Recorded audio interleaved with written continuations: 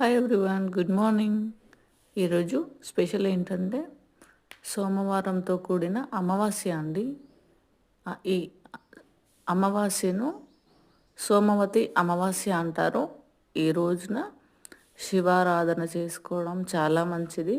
అలాగే శివాలయంలో ముందుగా ఉండే రావి చెట్టుకు ప్రదక్షిణ చేయడం వల్ల చాలా లాభాలు ఉన్నవి. సంతానం లేని వారికి సంతానం కలుగుతుంది అంటారు.